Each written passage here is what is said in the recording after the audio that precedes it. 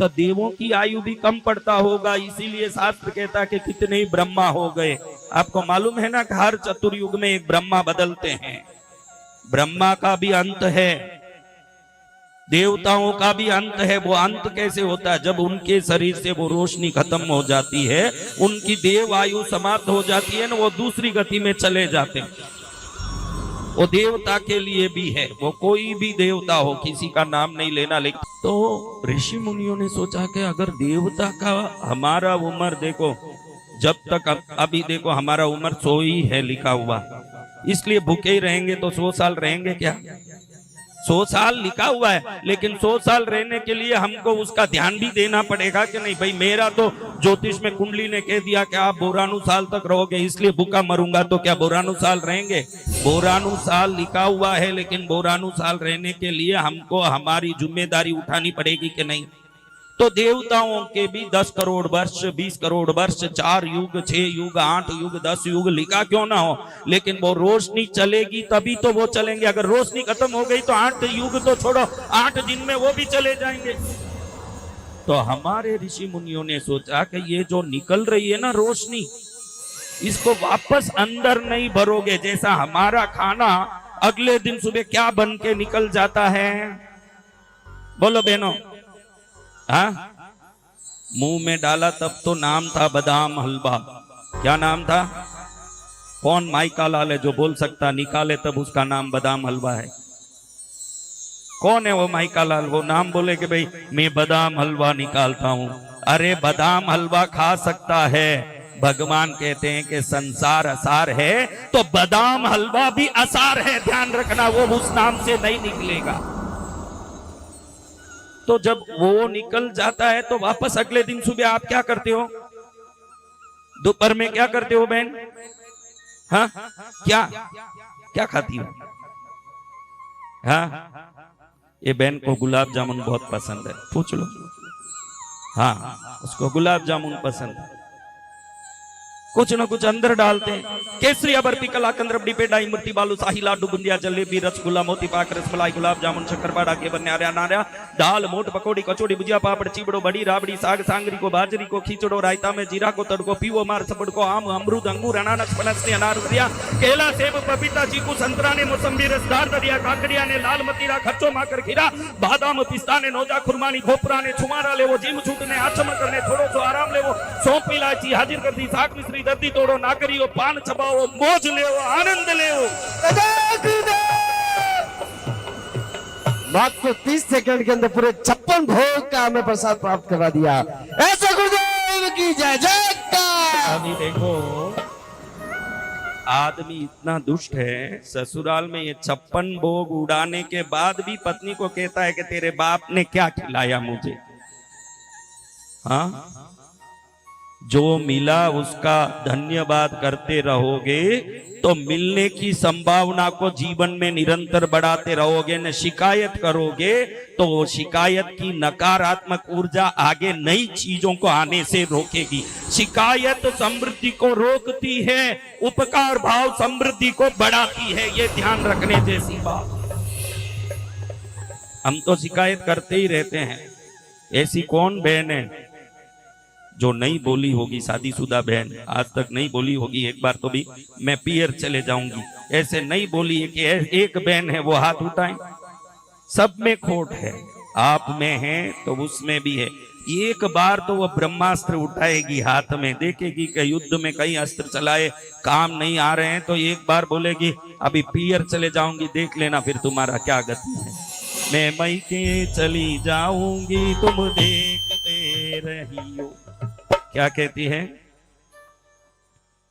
तो अब समझो कि देवताओं के शरीर से भी रोशनी निकल रही है, तो वापस नहीं भरोगे तो जितनी आयु उनकी लिखी है वहां तक रह नहीं सकेंगे, पहले ही निकल जाएंगे। जैसे हम भी भोजन करने से ही अंत तक जीते हैं, नहीं करेंगे तो 90 तक रहेंगे क्या? क्या हो जाएगा? जो माला मेरे को आज मेरे को पहना ही, वो माला मेरी फोटो को पहनानी पड़ जाएगी, मेरे को नहीं पहना पाएंगे। नहीं किया खाए महाराज, हाँ क्या होगा? इस कॉलोनी में कौन कौन बहन रहती है? ये कॉलोनी वाली बहनें कौन है? हाथ तो उठाओ बहनों जो कॉलोनी में रहती हो। 5 बहनें कॉलोनी में रहने वाली बहनें हैं। क्यों? इसलिए देख लिया कौन है कॉलोनी में, क्योंकि शायद रोटी मिलने की संभावना होती। हाँ,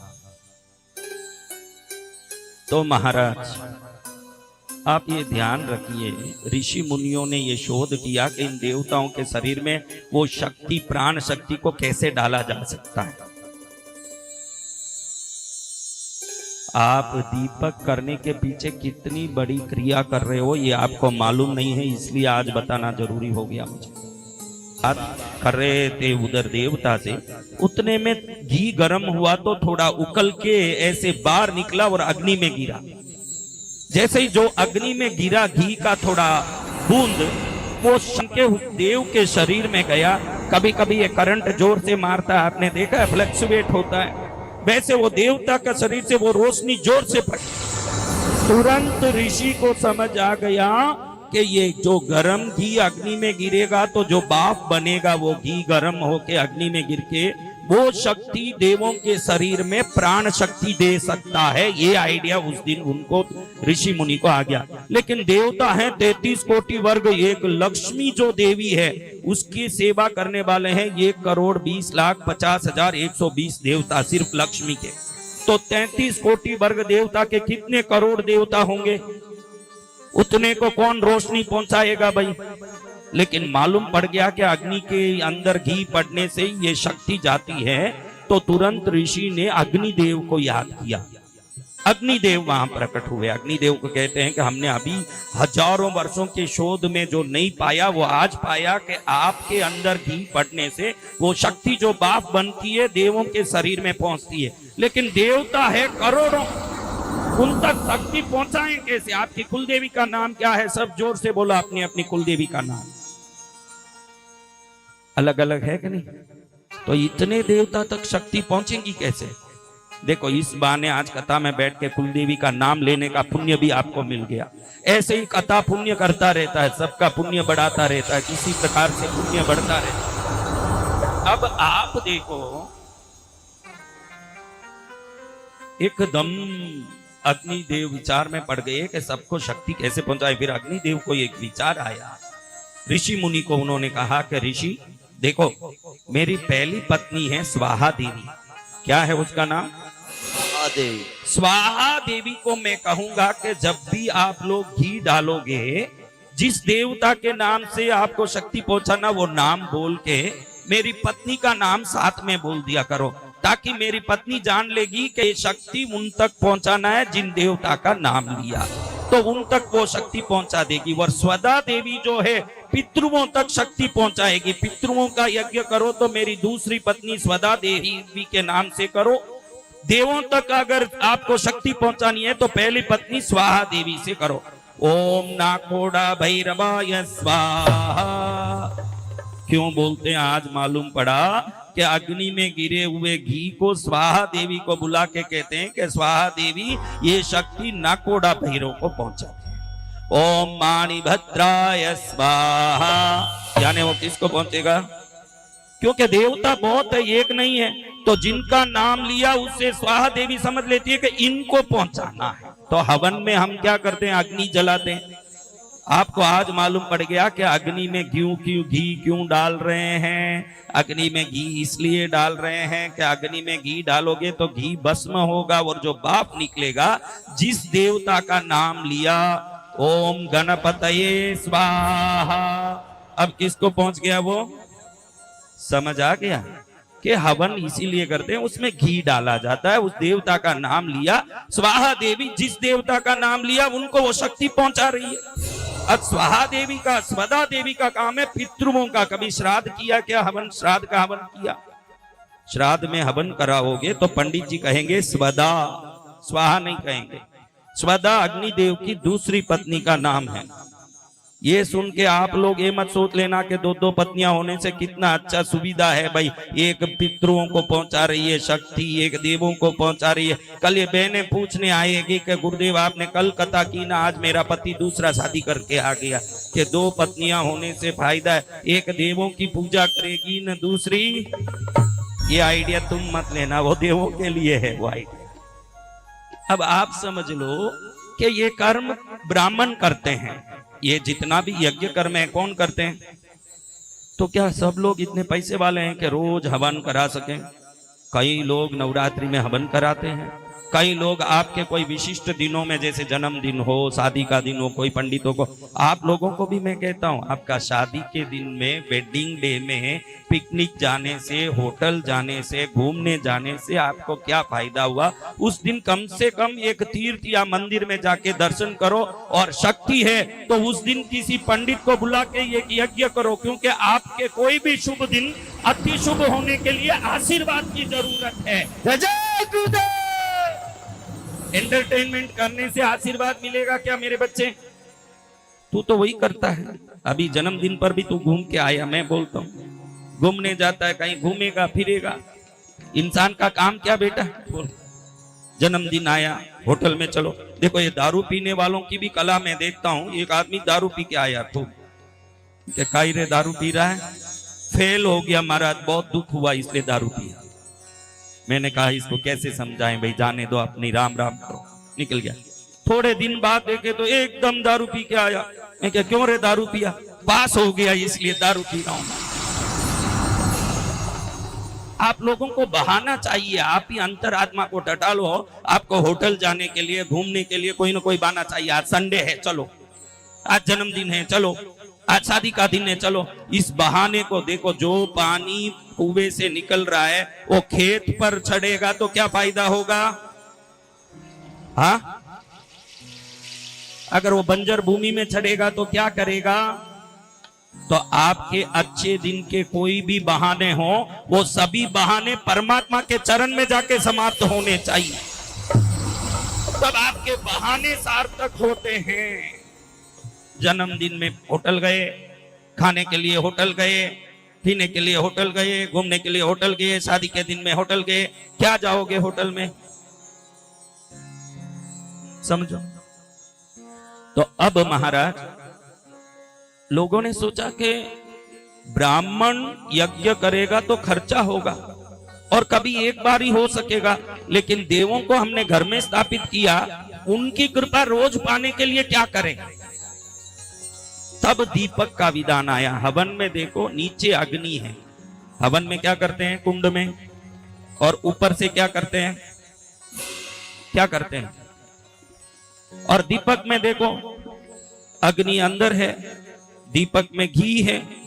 घी से अग्नि को संबंधित करके घी को समाप्त करना, यही उसका एक कारण है बस। हवन में भी घी डाल के स्वाहा बोलते हैं, दीपक में भी घी डाल के अग्नि लगाते हैं, और अग्नि के संबंध से वो घी खत्म होता जाता है। जिस देवता के सामने दिया जलाया उन तक वो शक्ति जाता है। तो घर के वो देवता कहते हैं कि तूने मुझे शक्ति दिया तो मैं तुझे शक्ति दूंगी। लेकिन ये शक्ति मिलता क्यों नहीं है महाराज? ये शक्ति मिलता क्यों नहीं है? बोलो। आपने दिया तो जलाया, ये शक्ति मिलता क्यों नहीं? अभी देखो ये बिजली, 2 तारों से ये बिजली जलता है कि एक तार से जलता है? हाँ, अगर एक तार लगा के बिजली जलाएं तो ऊर्जा का एकमात्र सूत्र है कि ऊर्जा नकारात्मक सकारात्मक, यानी पॉजिटिव नेगेटिविटी, पॉजिटिविटी दोनों जुड़ता है तो एनर्जी बनता है। तो आज तक आपने एक ही बत्ती करके दिया जलाया, तुम्हारी दादी ने भी जलाया, तुम्हारी माँ ने भी जलाया, तुमने भी जलाया। एक तार से बिजली में प्रकाश उत्पन्न नहीं हो सकता, तो एक बत्ती डाल के दिया जला के ये छेद वाले मटकी में पानी भरती रहोगी, जिंदगी भर भरो, 10 जन्म भरो ने 1000 जन्म भरो और करोड़ जन्म भरो। कितनी बत्ती का दीपक जला रही हो मेरी बच्चियों? बोलो, जोर से बोलो। एक बत्ती, अभी एक तार से ये प्रकाश दिया, बिजली करंट जलेगा, जलेगा। तो एक बत्ती से तेरा दिया भी छिद्र वाले मटके में पानी भरे, जैसे जिंदगी भर ये करते रहना, कुछ आएगा जाएगा कुछ नहीं। घर में शांति के लिए जिस दिए को जलाया, ज्ञान होगा तो छोटी क्रिया भी बड़ा फल देगा, अज्ञानता होगा तो। और दोनों बत्ती मोली की होनी चाहिए। मोली होता है ना, मोली कहते हैं राजस्थान में, क्या कहते हैं? लच्चा कहते हो, मोली कहते हो? लच्चा कहो या लुच्चा कहो। आप देखो, दो तार से जोड़ के बत्ती करोगे, ऐसे कर करके देखो, बहनें छोटी बनाती है ना, ऐसे दो तार से छोटी बना के काट काट के डब्बे में भर के रख लो लच्छे की, जब चाहिए तब डालो। और जितना बड़ा दिया जलाओगे उतनी शक्ति आपको प्रकट होगा, क्योंकि यही उनको प्राण शक्ति, दिया देवताओं को प्राण देने का सबसे बड़ा विधि है, बड़ी भक्ति से दिया करना। तकलीफ कहां आती है?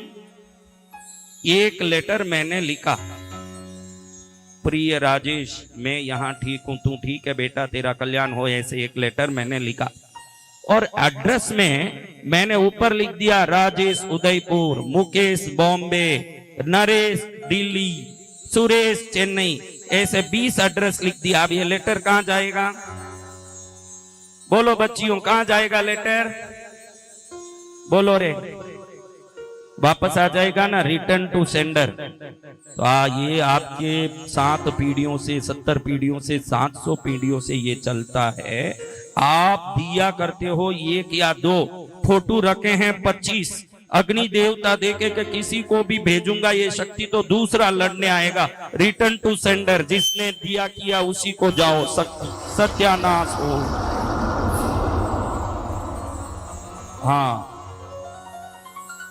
जितने दिए हैं उतने देवता रखना सीखो, जितना देवता है उतना दिया करना सीखो, नहीं तो जितना दिया कर सकते हो। आजकल जमाना हो गया ना, एक ही बच्चे हैं घर में या 2 बच्चे, पूछता हूं कि 2 ही बच्चे, भारत में सनातन राष्ट्र कब बनेगा भाई जब 2 बच्चे हो तो? नहीं महाराज, स्कूल फीस कौन भरेगा? नहीं महाराज, बच्चों को पालेंगे कैसे, हमसे नहीं होगा, इसलिए एक ही काफी है। अरे संसार का हाड़ मांस वाले शरीर को भी नहीं पाल सकते हो, इतनी तुमकी सतर्कता है तो संपूर्ण ब्रह्मांड की व्यापित शक्ति को 25-50 क्यों रखते हो? उसको भी एक ही रखो ने, ढंग से पालो, तुम्हारा कल्याण उसी से होगा। एक सदे तो सब सदे, सब सदे तो सब जाए। इसको मैंने बोला बच्चे यहां बोरिंग कर ले, पानी बहुत आएगा। कितना बोरिंग करना महाराज? 500 फुट बोरिंग कर ले, पानी जरूर आएगा महाराज। 500 फुट कर ले, बोरिंग जरूर आएगा पानी। 5 साल बाद उधर से निकलना हुआ, पूछा कि बेटा बढ़िया है, सब अच्छा है, पानी बढ़िया आया? क्या महाराज आपका भी बात सब झूठा झूठा है, कोई पानी नहीं आया, आपने जो भी बोला कोई होता ही नहीं है, पानी नहीं आया। अरे मेरी बात और नहीं हो, ब्रह्मा विष्णु महेश भी मेरी बात को इज्जत देते हैं भाई, कैसे नहीं हो? जय जय गुरुदेव। 500 फुट डाला क्या? 500 फुट तो डाला महाराज, आपने बोला तो क्यों नहीं डालेंगे? कहां डाला बता? यहां डाला, वहां डाला, वहां डाला, वहां डाला। अरे वहां डाला, वहां डाला, मैंने बताया ना यहां डाला। नहीं महाराज, वो बोरिंग वाला बोला कि 100 फुट के ऊपर भाव बढ़ता है, हर 100 फुट के ऊपर भाव बढ़ेगा, 100 के ऊपर 20 रुपया बढ़ेगा, 200 के ऊपर और 20 बढ़ेगा, 300 के ऊपर और 20 बढ़ेगा। मैंने सोचा भाव बढ़ा के क्या फायदा, 500 ही तो डालना, यहाँ 50 डाल दूं, वहां 50 डाल दूं, वहां 50 डाल दूं, वहां 50 डाल दूं, यहाँ 50 डाल दूं, 10 जगह 50-50 फुट डाल दिया महाराज। टोटल कितना हुआ? 100। तो आपकी बात मैंने मान ली, फिर पानी कैसे नहीं आया? अरे मेरे प्यारे बच्चे, पानी 500 डालने से आएगा, लेकिन 50-50 करके 10 जगह डालने से नहीं। एक ही खड्डा खोदेगा तभी ऊंडाई से पानी निकलने वाला।